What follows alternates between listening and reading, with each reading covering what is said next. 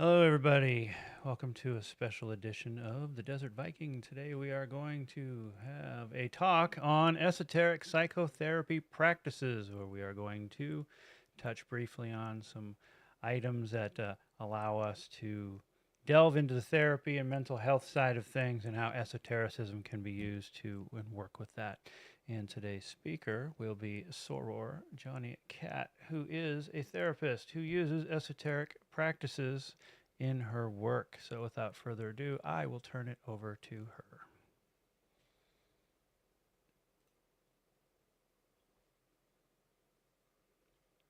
You are muted. There you There. Okay. Can you hear me? Perfect. All right.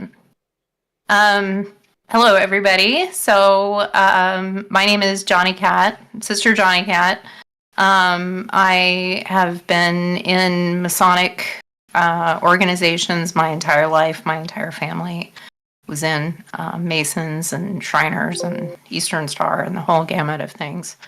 I'm currently also with some Rosicrucian Order, and this weekend will actually be initiated into a Martinist Order, which is more of like a thinky part of the the esoteric work. But I'm also a psychotherapist. I'm a shrink, and I've been doing this for over 20 years now, to date myself.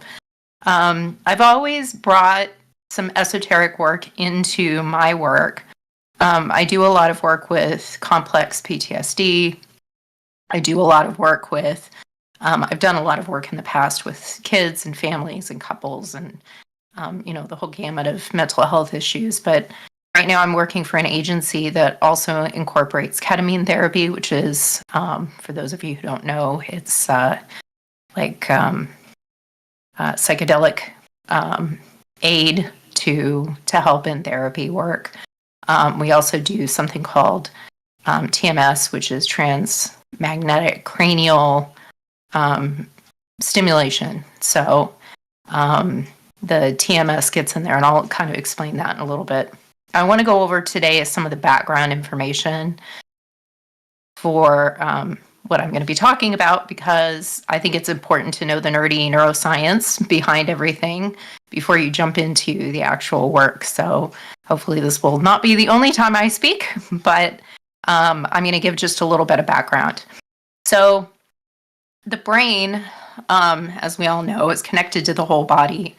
A lot of us are now waking up to this holistic care. I've been doing this for years, but incorporating things like yoga, incorporating things like just movement, bilateral stimulation, which I'll get to in another talk at some point in time, bringing in frequency work, which I'll touch on a little bit today, bringing in just all kinds of like esoteric things, even like bringing in tarot, not to divine the future or anything like that, but to use as metaphorical psychoanalysis, like Jungian psychology. My own background is a lot in the nerdy neuroscience, but it's also a lot grounded in like Jungian archetypal kind of work. So that's the beginning.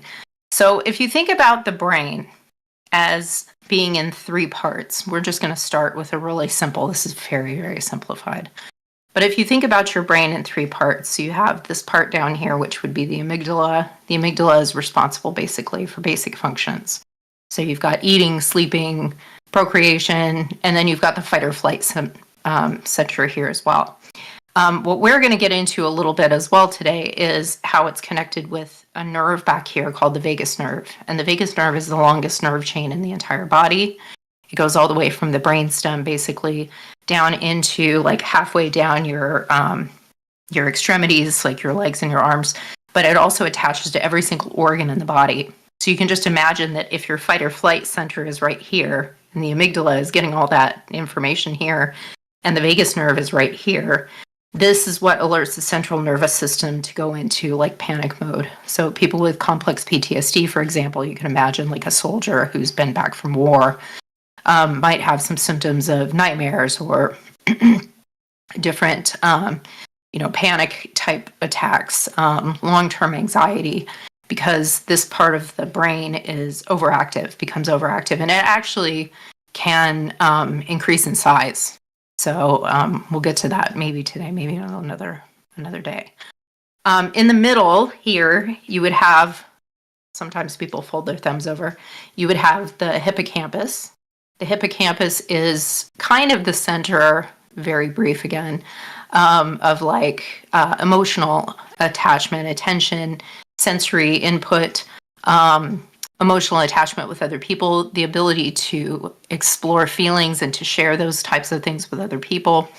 In people with complex PTSD, the hippocampus actually can shrink while the amygdala gets bigger. So you can imagine now you have this larger amygdala, so you're hyper-focused, hyper-vigilant for danger. And your brain doesn't know the difference between a bill collector calling consistently and a terrifying monster coming to eat you. So you've got, this going on, which is bigger, the hypervigilance. And then you've got the midpoint, the hippocampus, which is the emotional attachment.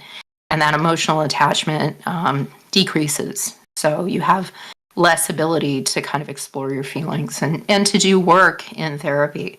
A lot of times with people with complex PTSD, we can't jump straight into talk therapy, for example, because it just wouldn't work.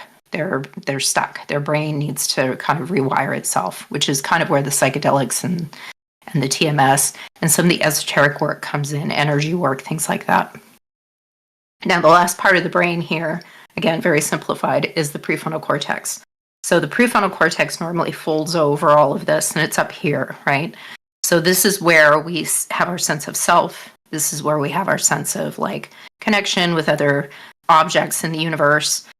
This is the place where we have chronological order of memory.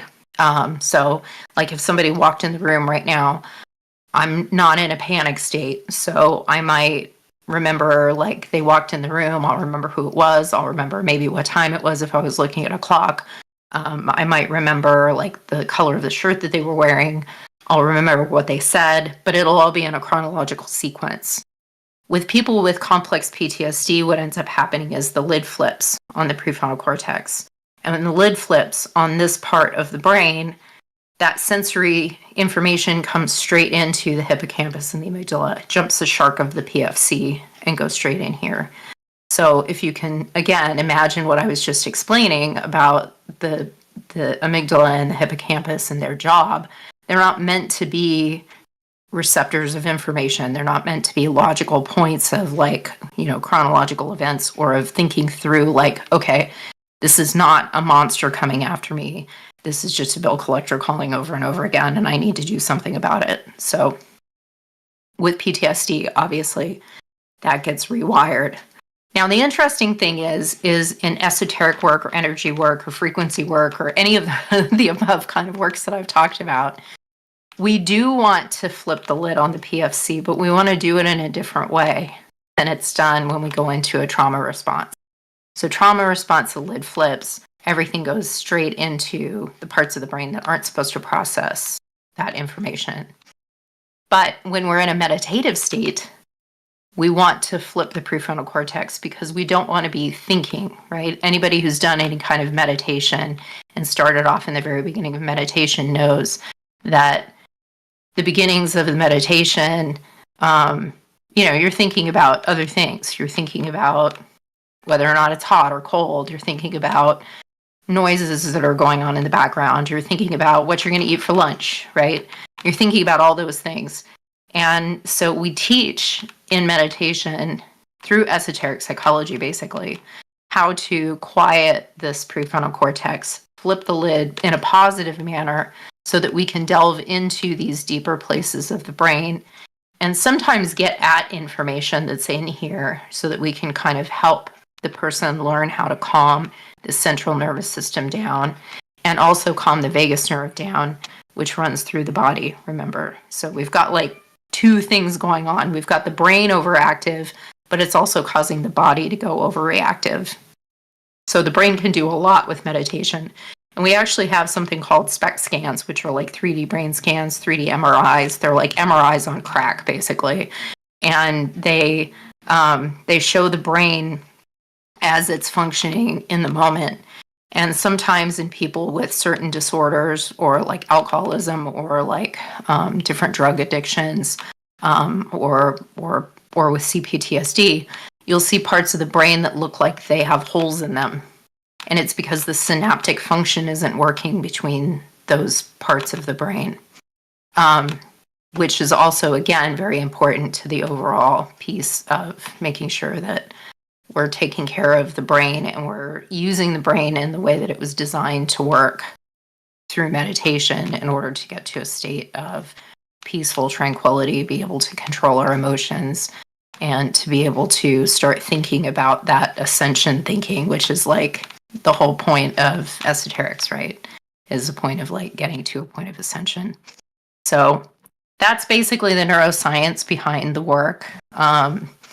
And so if anybody had any questions for me afterwards, please feel free to ask away. And I will talk about that. But what I want to do now is I want to flip into kind of the psychedelic work and the TMS just to start with. So one of the things that we have found with psychedelics is that it kind of, I use the metaphor of like scar tissue.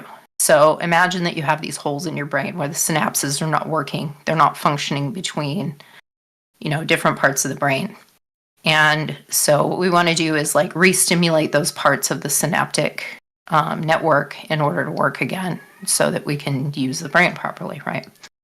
So what psychedelics do is it kind of calms that system. And again, it helps aid in flipping the lid on the prefrontal cortex so the person can get into like, obviously they're high, but they're getting into a meditative state where they're not thinking about what they had for lunch or whether or not they have to pay a bill or all the mundane things in life that like distract us, right? They're thinking about, their work in therapy. They're thinking about like getting better. What's that going to feel like? That sort of thing. And with that coupled with talk therapy, once they get to a point where they can actually like reconnect some of the synaptic functions, then what we can do is we can work on decreasing that size of that amygdala that's gotten bigger. And then we can re-increase the size of the hippocampus and get the person's brain working back again. And this is all done through something called neuroplasticity, which I'm not going to get into tonight. But it's fascinating because our bodies and our brain, that's another part of esoterics that is just kind of innate in psychology. And actually, to bring Dion Fortune into this a little bit, Dion Fortune was one of she was around during the time of Jung and some of the pioneers of psychology. So she added in this psychology along with her form of Christianity, right? Into this whole idea of what she was doing, like with the cosmic doctrine, for example.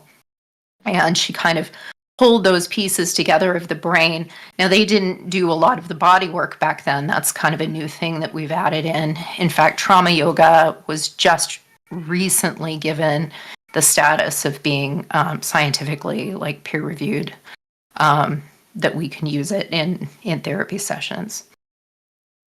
So it's very cool. So I'm very excited about that piece. Let's check out the chat bubble real quick. See what okay, sure. There. I'd open it on mine, but I don't want to. It'll show up on the screen. So. Oh, do you want me to open it? Mm-hmm.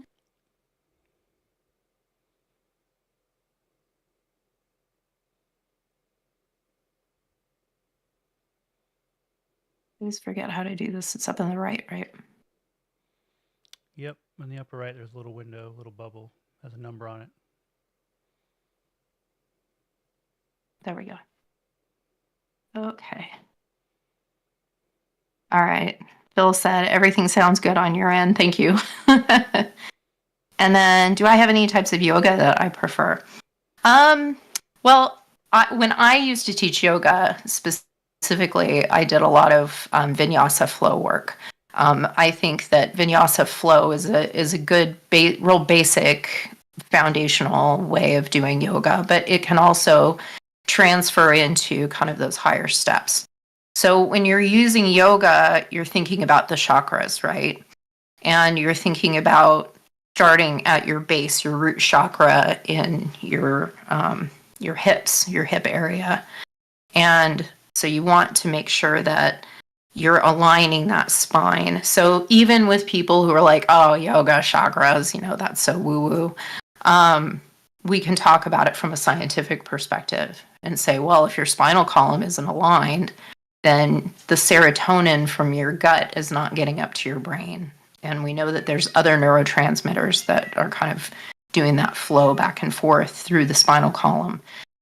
Which is another reason why, making sure that vagus nerve is tight and happy is a really good thing. So working upwards with the chakras, we work from that root chakra. The root chakra is also a place of safety and stability. So making sure that we have that safe space in order to, do the therapy, for example, I think is really important.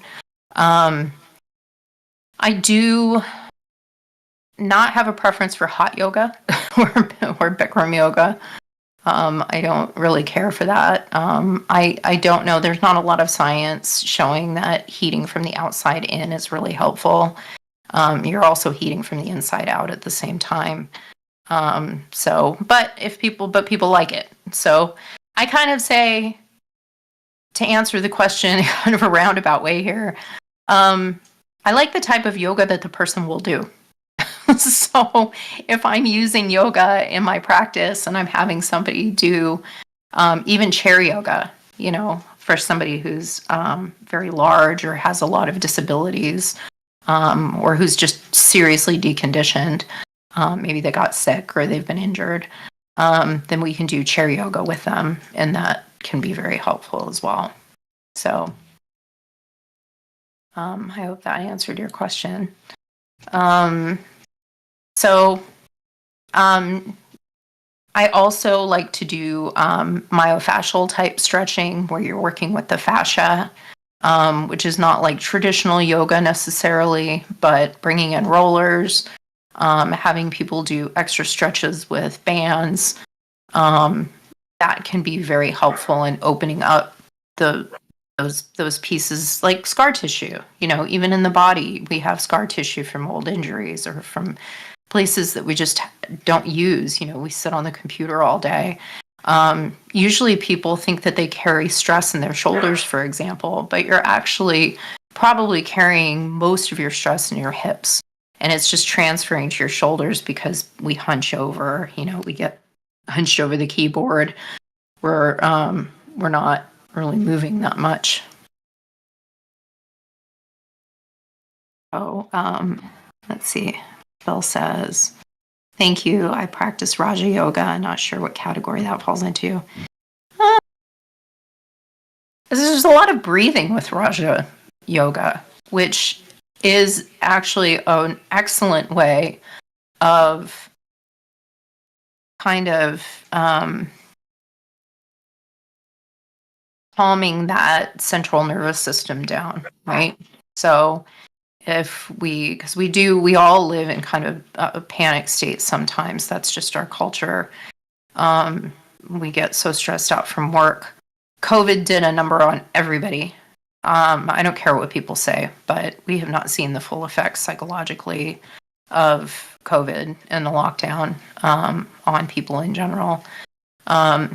So anything that has to do with like breathing, anything that has to do again with stretching, realigning the back, focus on,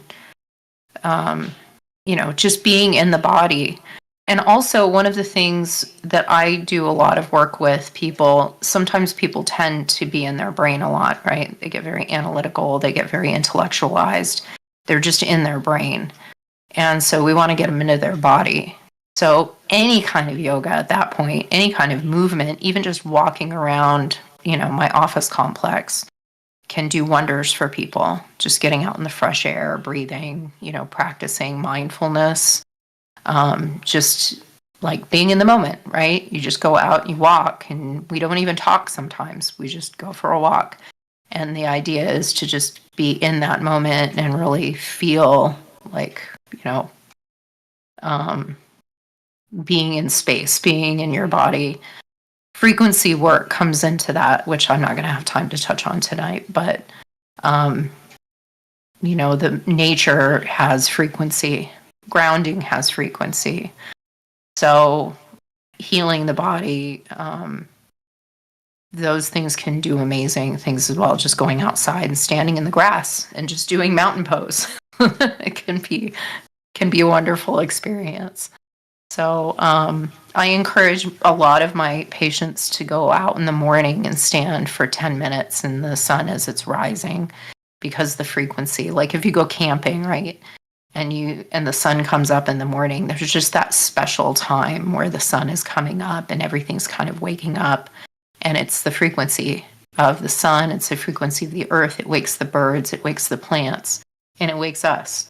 So that can be a really great tool also for getting into that esoteric work that goes much deeper, right? Because I can't really talk to people about like metaphysical things if they're stuck in panic mode, or if they're stuck in the body. And that's the other side of it too. Sometimes people get stuck in their body, and there's so much in their body that they're not turning that prefrontal cortex on. They're just living in a constant state of adrenal overload and overstress, and that can kill you. I mean, we know that that is directly related to heart disease. It's directly related to diabetes, insulin resistance. It's directly related to a lot of things that are lifestyle killers, for sure. So that's all important stuff. I'm not even sure what time it is right now. I can't see. At 6:24. Yeah, we're about 6:24. Do you have anything else you wanted to get into tonight? I'm trying to think of anything that won't take up a lot of time. Is there anything? What? We can go into the tarot. Yeah, we could go into the tarot. So touching on tarot, I don't use it for divination purposes. I use it strictly for Jungian psychotherapy purposes. So what I might do, and it varies based on the person. So what I might do with somebody who's highly intellectual and maybe even has some background in tarot or metaphor, I would just take the tarot cards out and go through like the major arcana and have them maybe pick a card that really speaks to them. Like out of these cards here, is there a color that jumps out at you? Is there a design? Is there some kind of symbol or image that jumps out at you? And then we talk about that related to whatever they're going through. So, because metaphor can do amazing things in helping people really understand deeper concepts that are going on with them. One of the things with CPTSD is a lot of times people think that you have to get to the story, the underlying story, that, I need to know exactly what it is that caused the pain and the damage that you're feeling. And that's not true. What we want to do is calm that central nervous system down. So if you're living in a state of either complete body or complete mind, then you're not really going to be able to experience that growth of, understanding like how to calm everything down. And so you're going to be living in that panic mode. So using the tarot for that can be really helpful. Also, the minor arcana, people might find numbers. Numerology can be really indicative of things. So what I might do is I might have like my own little like cheat sheet of what I think that the cards represent, or sometimes what other people that I've listened to or worked with have talked about the cards, and then we'll talk about like similarities between that and what the person is experiencing. So I don't know, getting too much deeper into it, I think would take more time. Sure. And it's a good thing to remind people that tarot was originally not a divination tool. Most people associate tarot cards with, gypsy fortune telling, but tarot was a psychoanalysis tool to allow the individual to know themselves. So all of those cards are about tapping into symbols in your own mind to know yourself and get to know yourself better. And tarot is something I've glossed over most of my life, and now that I've get deeper into it, it's hugely beneficial, especially in esoteric natures trying to bring about the best inside of you. So Freemasonry, Rosicrucianism, whatever. The tarot is a tool for going into yourself and finding answers that maybe you wouldn't have been able to find otherwise. So I just wanted to point that little piece out about the tarot and how Yeah. important that Phil is. just added, oh, sorry. No, go ahead. Phil just added in that he uses tarot to fight confirmation bias by questioning the cards in the layout rather than agreeing with them. That's an interesting thing. Playing devil's advocate, is that kind of what you mean? When the cards come up and you say that you have, I don't know, the Fool come up, and the Fool represents the child in us, the innocence within us. Maybe we can go the opposite way, right? And think about like old age. Because I'm assuming that's what you mean. Okay. You said yes. So we're on the same page. Yeah, absolutely. I mean, metaphor, I was an English teacher in a past life, so teaching Shakespeare and, all the old, even like the Arthurian legends were some of my favorites. And those are just like so deep with metaphor. And Chris and I were talking about that this week. He's been wanting to read Parzival, and so we were looking at these audio books, and I mentioned, there's different versions of Parzival.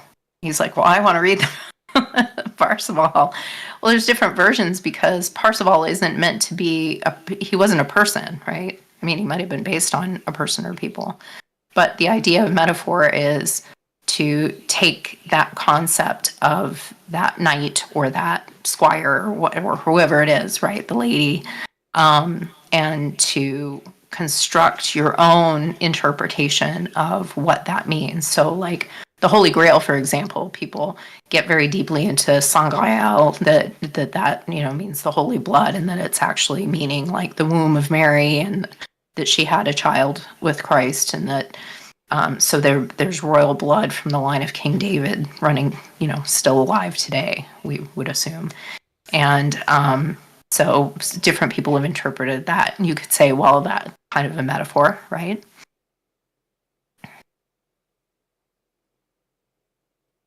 Psychometry. A long time ago, I would be very interested, Bill, when we open up, or Phil, I'm sorry, when we open up the conversation to kind of hear some of your thoughts on that. I apologize. I'm renaming everybody. I rename everybody. That's what I do. We have two Bills and a Phil. So. Yeah. So good. All right. I'm glad that you're laughing. He said LOL. So,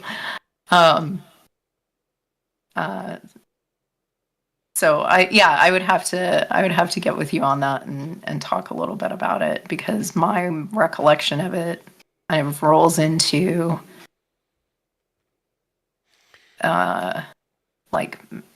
psychometry, metrics of the psyche, right? So there's a lot of like Eastern religious beliefs that go into that, like the parts of the body that, like if you massage someone's foot and you massage this part, it's for the liver, or you massage this part, it's for the spleen.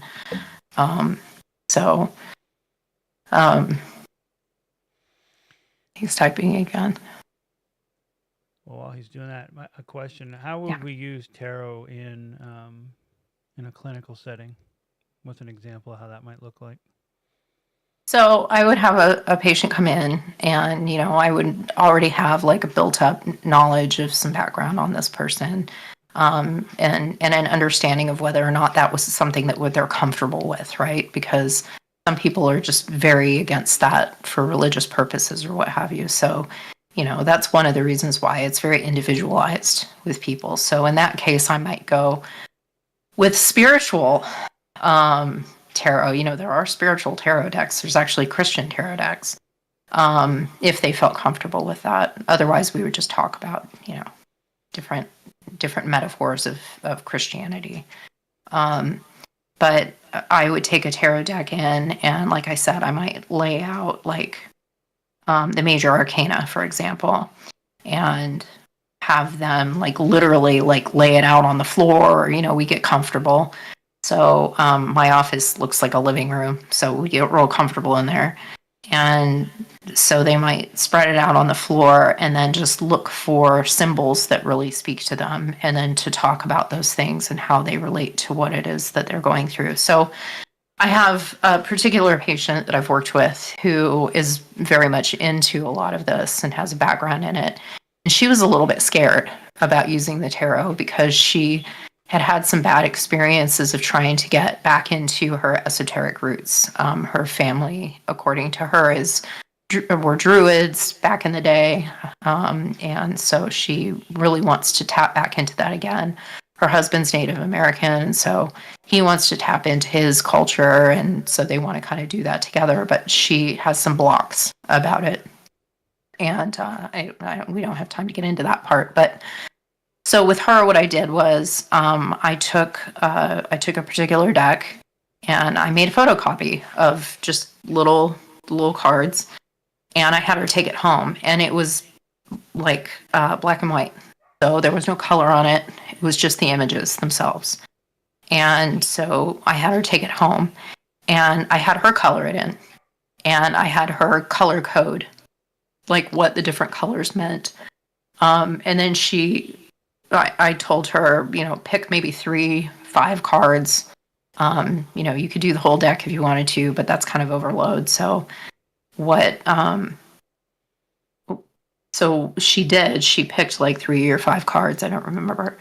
And she colored them and had the color coding and brought it in with her journal. And she had been stuck from writing journaling, which I think is just like very key to clinical work. I think getting people to a point where they can journal out things, because you use a different part of your brain when you write than when you talk.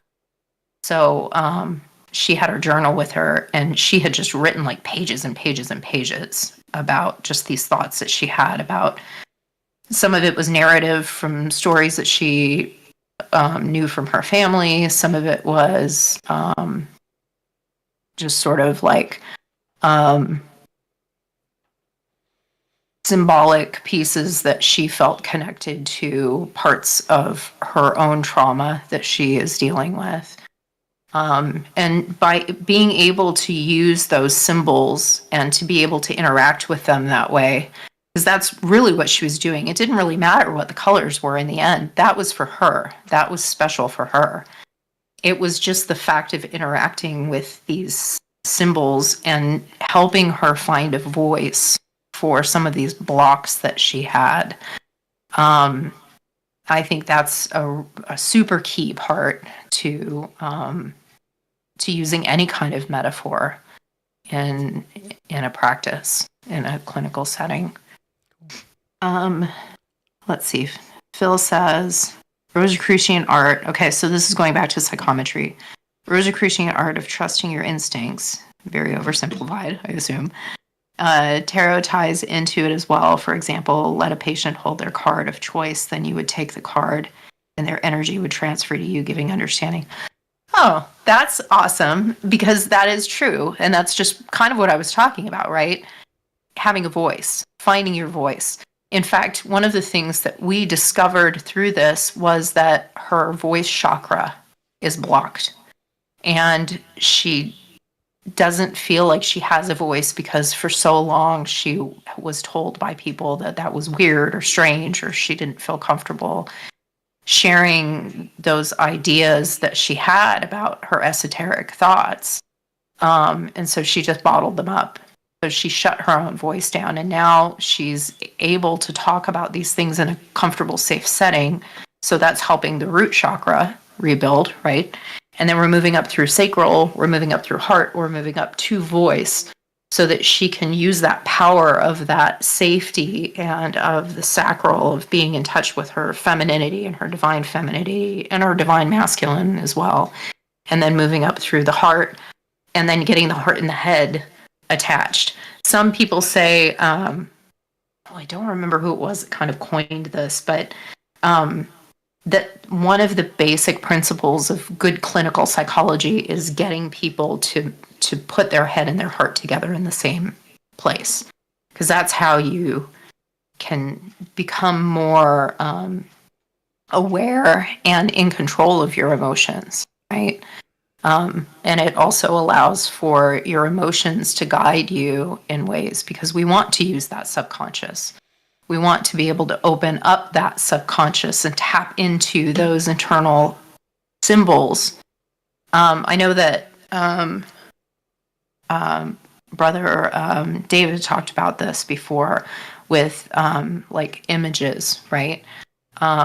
So like just in Christianity, I'm just going to go basic with it, but you have like the symbol of like the Black Madonnas, for example. And there's a history to why the Black Madonnas are the Black Madonnas and where they are and why they're there. But it goes far beyond that, because the symbology of the Black Madonna, at least according to Templar tradition, Rosicrucian tradition, is that it traces back to Isis and Horus. So you've got this deeper symbology that you can go into, where they're not only looking at like the Mary and Jesus as being like the virgin birth, if you if you follow that, or just divine divine birth to a divine ascension, and then you go back in time to the story of Isis and Horus, and you see an even deeper kind of connotation to that, where Horus is not only birthed, but then he goes through a rebirth every night and into the day. And so his ascension happens over and over and over again, which is part of like the Egyptian tradition, right? Of like every night you wake back up again and you go back to the underworld and you go through the journey all over again. And then in the morning you come back to your body and your soul rests, and then your soul in the morning gets back up and does it all again. So I think it's this process. The process of ascension also has this process of like recurring themes, recurring symbols, and sometimes seeing that in images. You'll hear a lot of people will say, in fact most people here would probably say, oh, I learn better visually than I do listening to someone. And the reason for that is because we connect so deeply with those symbols and those concepts that it's easier for us to be able to find that voice and to be able to explore and explain some of those deeper feelings that we have through these concepts of symbolism. So, let's see. Brother Phil says, there was an artist that designed a temple that ties into that. Yeah. Well, if you think about like Christian churches, so the very first nation to become Christian was Armenia, and my family's Armenian, so I could go on for hours talking about this, but we are very deeply into the idea of the church and the cross. And that all of the churches are designed in such a way that they recreate the cross. So, which is interesting, because the Cathars, I was just listening to this today, for anyone who's familiar with the Cathar group of Christians that came about during the Middle Ages, they were trying to go back to what they thought was more of like what the Essenes had done, the early Christians had done way, way back in time. And so they were trying to recreate that.